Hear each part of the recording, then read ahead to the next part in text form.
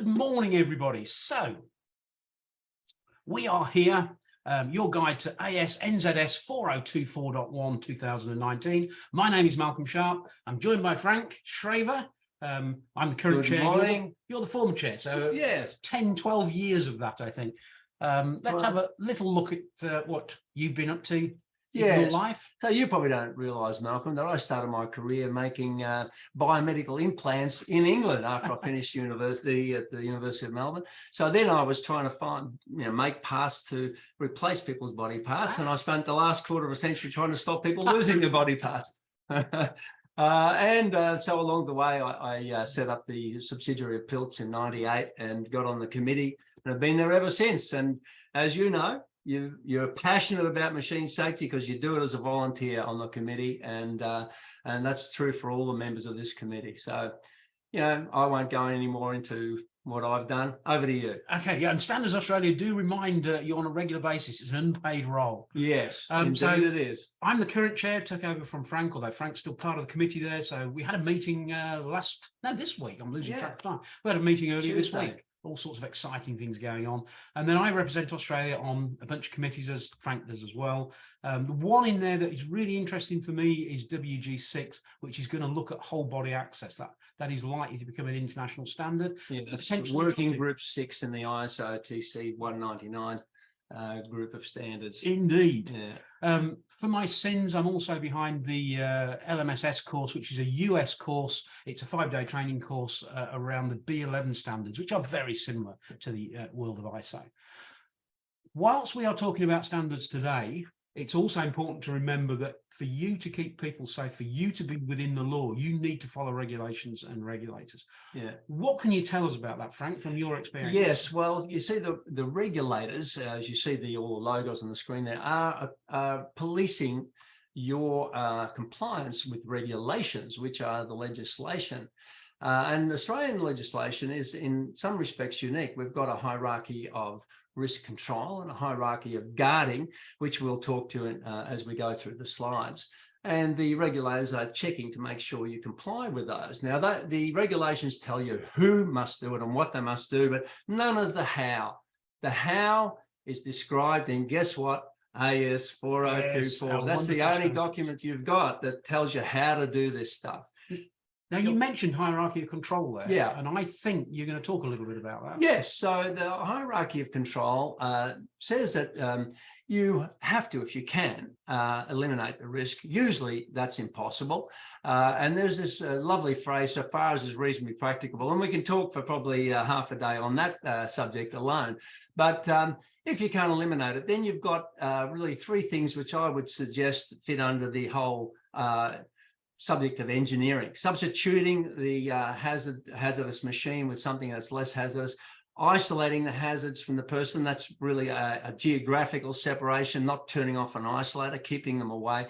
Engineering controls. All of that is sort of bundled together under kind of design, getting rid of risk by design. And having gone through design-based risk minimization, so far as is reasonably practicable, then you apply admin controls. Admin controls being training, signage, standard operating procedures, and so forth.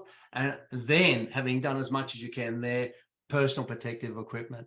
Unfortunately, a lot of people start at the bottom of the list here and work their way up, and that's not the right way to do it. You've got to do it by design as much as possible first. That's why I called my consulting business Machine Safety by Design, as a matter of interest. And I think there's a lot of companies out there, and there's a lot of personal protective equipment products out there, which is why it gets a lot more coverage than perhaps it should do. Indeed. So let's move on and have a look at the standard itself. And I've got a question for you now. We're going to have a quick poll. Hopefully you'll see this on the screen. How many people out there in our Zoom webinar theatre land have heard of AS4024.1100? Which is the application guide. Yeah, and this was created. This is written by the committee. We've, as a committee, we decided we needed something that would help people understand what the standards are all about, what changes had occurred from previous. Indeed, that was probably the brainchild of my predecessor, Ern Millard, who was the sort of grandfather of 4024, been with it since the beginning, and he handed the baton to me as I've handed it to you now. But this was a way of explaining how all these standards in part 1 of 4024 work together and what the unique aspects of those standards are. So that's what we're talking to today, to give you a quick high-level overview of what's in 4024. So thank you for answering that, Paul. I'm going to take that off. The view, by the way, was 70% had heard of it, 30% hadn't. So thank you so much for contributing for that. It helps us. So really useful tool for us there. One area for me where I think there's been a lot of confusion in some of the training presented by companies in Australia is this comparison about A, Bs and C standards in the European and ISO hierarchy, and then the part 1, part 2, part 3. Do you want to just tell us a little bit why? So the idea was, when we first started to rethink the standard after it first came out in '96, we said, well, we really need to align with ISO as much as possible, but we wanted a whole raft of standards that formed part 1. So we trawled through what's the hierarchy in Europe as the A, B, and C levels to find a common set of standards that everyone would need. So as you see there, A level, the sort of fundamental things, risk assessment and terminology. B level cover technical parts, safety-related parts of control systems, two-hand controls, and so on. So we said, let's trawl through all these and form a common set of 20, it turned out to be 26 standards. And in there, you'll find emergency stop, because everyone needs that, but you won't find anything about two-hand controls. That's only something that some people need. And that then formed our part 2 standard. So you'll find two-hand controls and light curtains in part 2. And then the machine-specific standards, which are C level in Europe, are our part 3, machine-specific standards, which in turn tell you unique aspects of the machinery. But the fundamental set is part 1 up here, and everything really is subservient to that. We do have a question in the chat asking whether people should be seeing a shared screen. Yes, you should. I'm running a separate screen here, and I'm seeing a slide that has a couple of triangles in showing that. So hopefully everyone else, if people aren't seeing that, please can you pop something in the chat. We are recording this. It will be available as a YouTube video, but I'm not sure again, a few comments on looks good, so hopefully people are seeing that. I'm not sure how you get back to seeing screen sharing in our wonderful Zoom setup. Anyway, we'll continue on and kick off with the first standard we look at, which is risk assessment. Yeah, so Part 1201, it turns out that it's a very similar number to the ISO standard. It comes from ISO 12100, which is a really, really important standard. If you're going to read anything, I wouldn't recommend you try and read all of part 1. It's 1,000 pages, it'll kill you. But if you're going to read anything, read 1201, because that's the summary of the whole business, and it describes risk assessment and risk reduction very well. And it actually mirrors our legal hierarchy of risk control by saying that you should have an inherently safe design from the outset. Then you look at complementary measures, safeguarding, like in this case, bolted guards. Complementary measures, a lot of people don't realize emergency stop fits into that description. And then the admin controls down here. And if you look at this flow chart, this is a little bit simplified from the one you find in the standard. But risk assessment is far more holistic than the simple step of risk estimation. And unfortunately, risk estimation has been often called risk assessment. It's but one small part.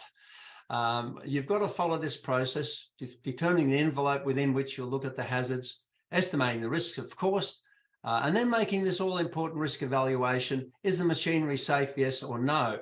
If you say yes, well, you're finished. If you say no, you've got a risk reduction step, which may well have changed the limits of the machine and introduced more hazards. And so you go around this iterative process a number of times until you can say yes to this question here.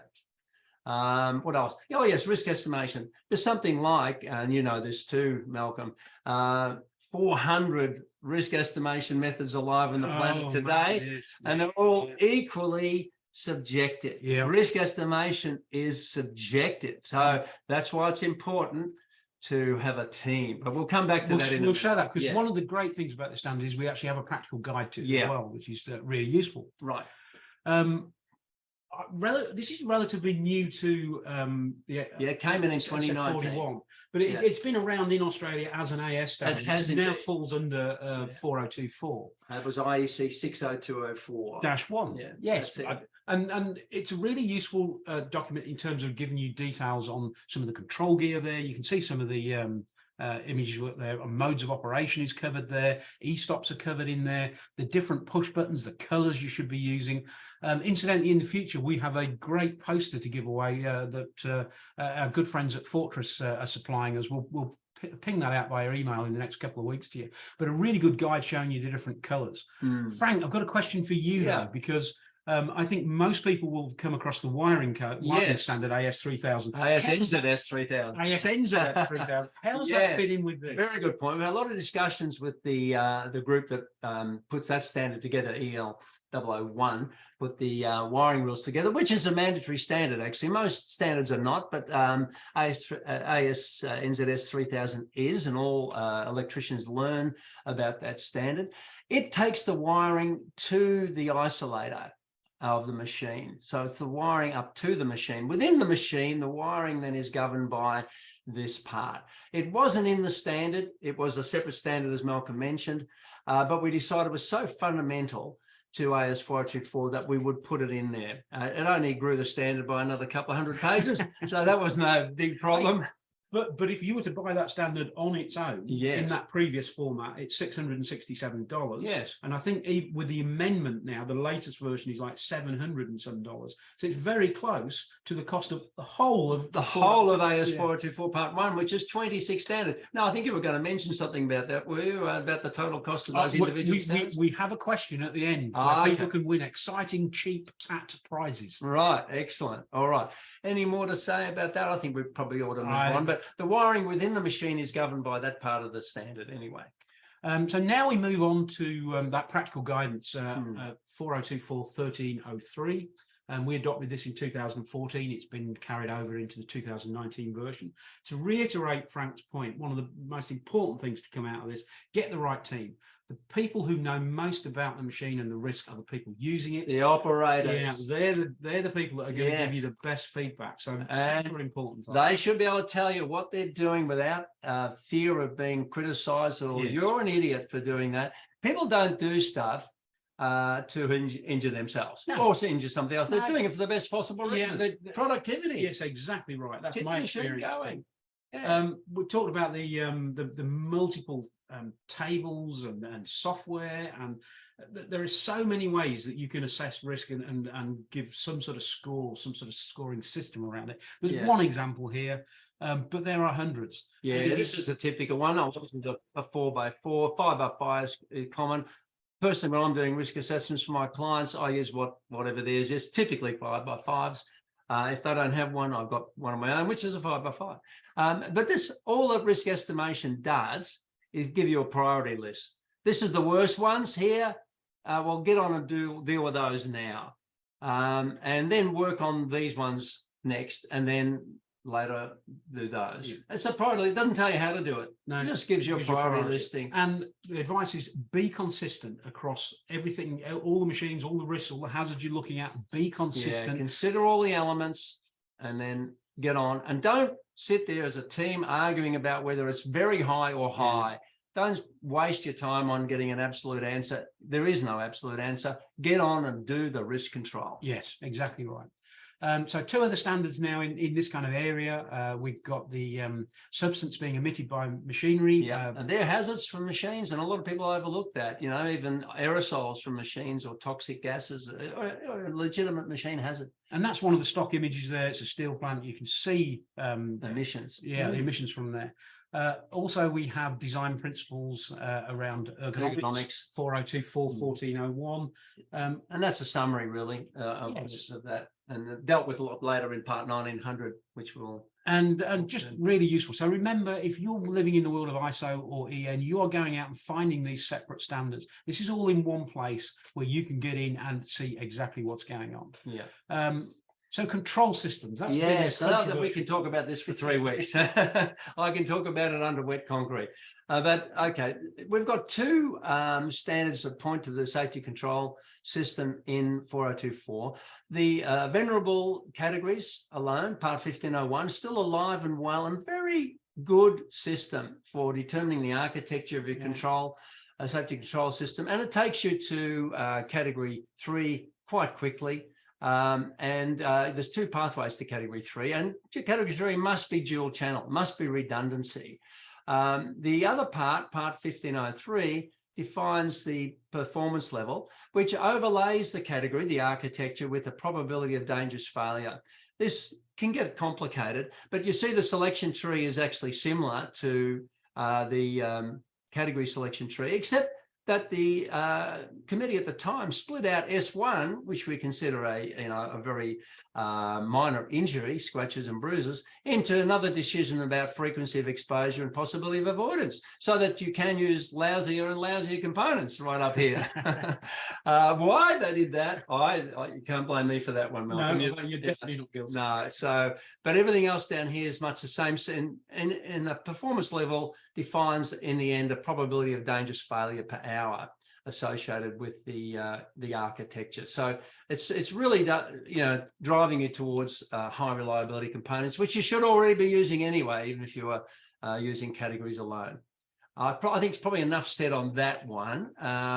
Maybe the only comment I would make is that their validation yes, of course, setup there is really it's an unpublished EN. It was a provisional standard that goes with 1501, so you can't really use that with 1503. Yeah, it is a topic that is getting attention. A lot of attention at standards level. Now, just as an aside there, we keep the questions coming in, by the way. We've got a bunch of questions coming in the chat and in the Q&A. We will address those when we get to the end of the presentation, so thank you very much for that. We will be back to those later on. Yeah, so another point about validation is really what you're doing is you're recognizing that, well, humans are fallible, humans are not very reliable. We recognize that the designer is fallible. We want to check them. We want to do a double check on the design and make sure it fits the safety requirements specification, both in the actual design information and in the implementation of the system. So probably leave that one there. And I think you need to just make another point on performance levels and then dual channel, single channel. Yeah, so this is kind of mapping categories against performance level and the mean time to dangerous failure of the components.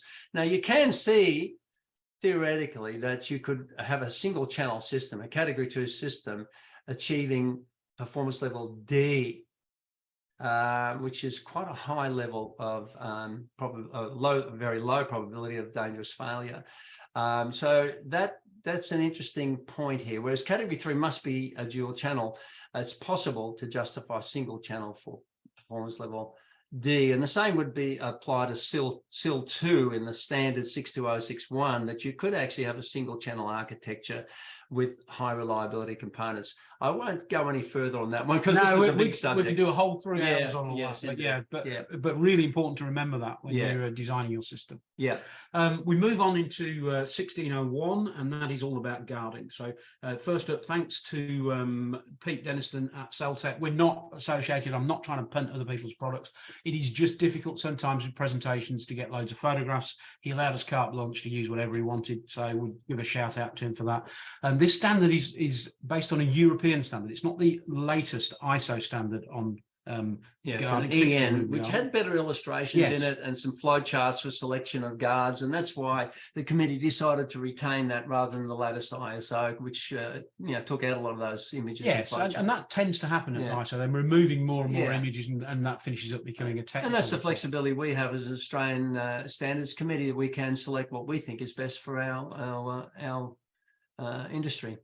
So it is important to note here, we'll go back to regulations here. In Australia and New Zealand, we have occupational health and safety laws that talks about guarding hierarchy. And at the top of the list of guarding hierarchy is permanently fixed and welded. And that goes all the way through to easily. And that's an important point. This is a legislated, it's a legal hierarchy of guarding you must consider. This is an obligation for you. It's not the standards hierarchy. It's an Australian legal hierarchy, which says if you don't need to be in there for operation, maintenance or cleaning, then you will weld the guard on.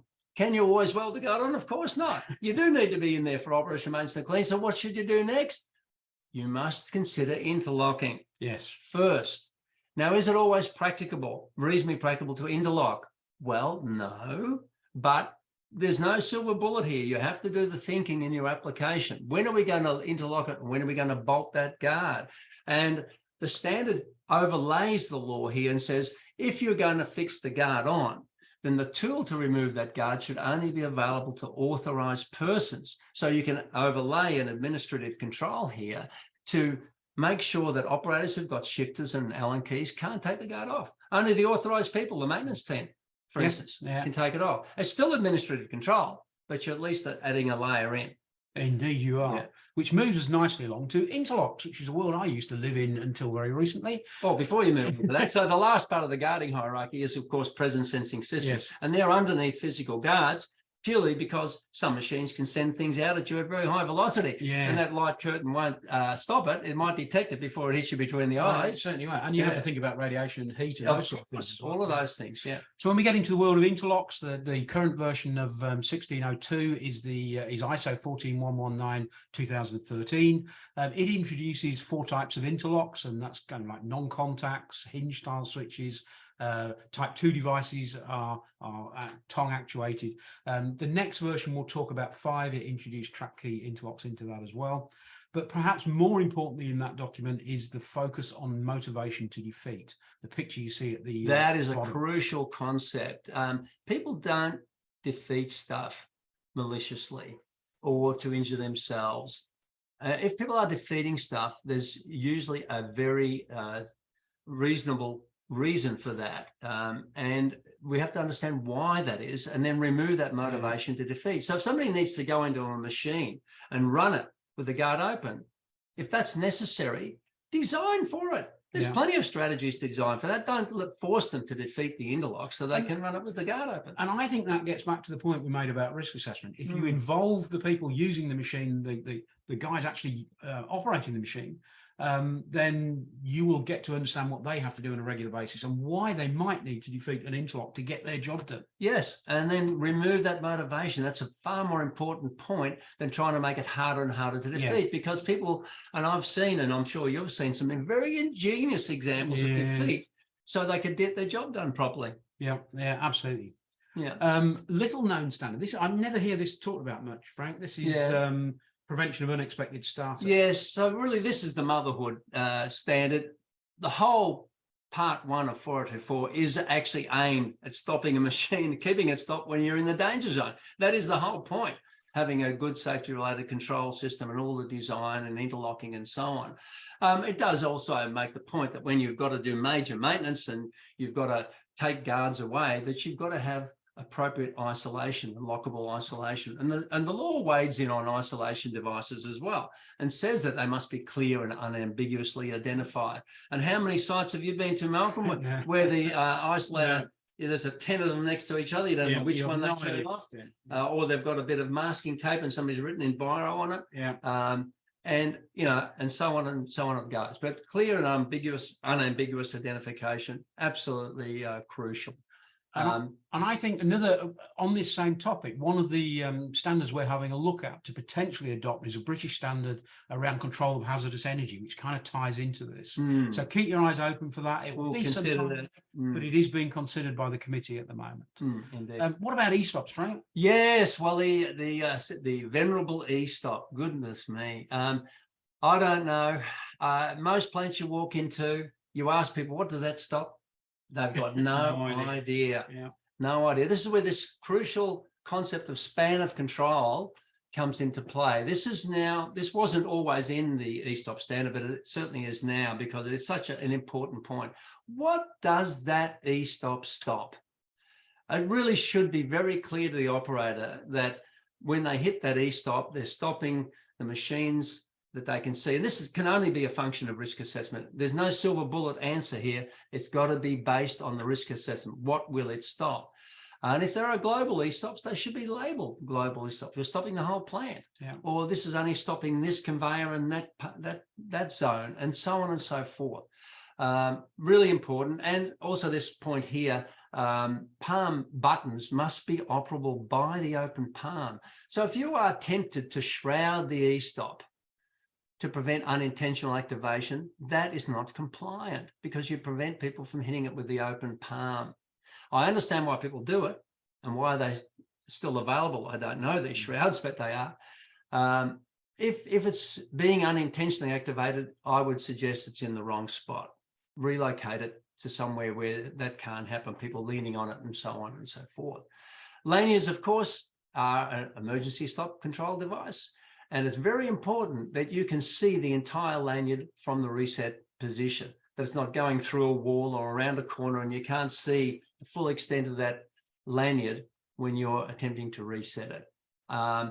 Yeah, a lot more to be said up on that subject, of course, but what else can we say? A category 4 or 3, let's stick with category 4 e-stop, dual channel fault detected every which way is an extremely safe and good isolation mechanism because it's going through 2 shut-off systems and 2 inputs and fault detected. And we'll be going through some of that later on in the future. We might even do specific webinars on that. Yes, I think so. Couple of quick slides coming up now. Really, these are ergonomics, and that's really just about. It's a place to go to get the information you need to understand why things are set up around distances and so it's fundamental measurement of humans, and there's a bell curve on this, and in the guarding ones we're coming up to. We tend to look at the 5th percentile female at the low end, the small dimensions, and the 95th percentile male at the high end of the dimensions. And how do we measure these parts of the body is defined in these standards, and also gives you guidance on openings for whole body access into the machinery, dimensions for access openings, and the principles determining these dimensions. So that's all there. You probably won't dip into that very often, but when you need it, it's there. And it's not easy to find stock images to go with this. No, so apologies for the stock images. Yeah. And on a similar vein here, we're going to be looking at some of the safety distances, etc. Absolutely critical. Now this is a very, very important standard for all the people who are defining their guarding. 1801 covers the access. Preventing access to danger zones for the upper and lower limbs. Now, these tables have been established from the measurements of about 3 million humans. So it's real data based on these percentiles that I have just mentioned. And it's very conservative because, interestingly, when you look at 50 by 50 mil mesh, for instance, the small person can put their arm through 50 by 50 mesh to their armpit. You know, it's real possibilities, real danger, real safety related information here. Also, what was I going to say about that? Oh yes, the table, the key tables here are tables 2, 4, and 7. 2 being the reaching over table, 4 the reaching through, over, around, under table.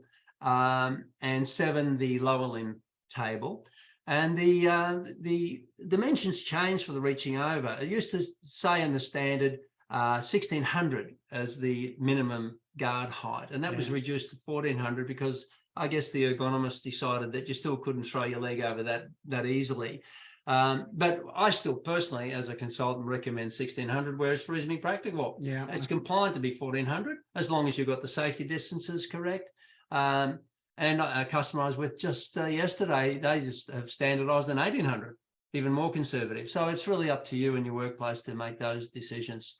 Back to your risk assessment, I guess. Yes, indeed. Risk assessment, always. Going to race through a couple of slides now. These are all about designing displays, controls, actuators, signals, etc. It's about ensuring that when you have people interacting with them, it is going to be an experience that is going to be acceptable for them. It's going to be easy for them to do. So you want controls. If you've got a 2-hand control and you've got an enabling device and it's a 3-position hold to run. You don't want them feeling stress or whatever on the hand if they're having to hold it. They need to be designed in a way that they are easy to use. And this is all about really designing the machine to meet the human's requirements. That was the word I was looking for. Not trying to beat the human into shape to fit the machine. You know, that's the point of these ergonomics-based standards. And that goes through the 1900 series. We also look at requirements for marking as well. That needs to be clear and unambiguous. That's really important, this thing here. Really making sure that your marking of your controls and actuators are clear and unambiguous. Now, not all symbology is clear and unambiguous. There are attempts at doing this, and there are also often in-house attempts, and they're sometimes very confusing. But it makes this point. If you're putting marking and signage on things, that it's got to be durable and totally clear the operator. Absolutely. Or the user. So one of the things that we're going to give away as a result of today's webinar is this handy cross-reference list so that you know where the Australian standard sits. We have our number here, we have our year of the Australian standard, and then we have the direct text adoption standard it came from, the ISO or EN standard, and the title. So this is designed as an A3 poster. It will print as an A4, but it will be something that you have to be able to do that cross-reference so you know where we're at. We're a little bit over time, but we've got a bunch of questions. A couple of questions I wouldn't mind having a tackle out there. Somebody has asked, what does the B in category B stand for? So that is well, obviously less than category 1, and it defines actually the preconditions for all of the other categories. Actually, it means that the safety related parts of the control system have got to cope with the expected influences. And a good example of that might be a washing machine lid switch. Yes, it has to cope with water and detergent, you know. So that's really what that defines. So, and that is considered to be an underdimensioned thing in the industrial machinery world, but in domestic machinery, it may be relevant. And I think B, we guessed in the US, with the US committee that B probably stood for basic. Because we've got 1, 2, 3, 4. So, but there was an earlier answer up here about why do we have levels? Why do we keep A, B, C? Well, it's because in the standards, why we put 1, 2, 3. It's because part 1 includes standards from A and B, so we couldn't use that, otherwise it'd be confusing. We've trawled through levels, standards, series 1s and 2s. So sorry, A's and B's. I'm confusing myself here, and put them into part 1. So part 1 is an amalgam of A's and B's. So it's a similar but different hierarchy. And we have a giveaway. So please hang around. I know we're running over time. We do have a giveaway here in a couple of seconds. You'll kind of understand where we might be coming from by putting all these standards in one place when we get to that question.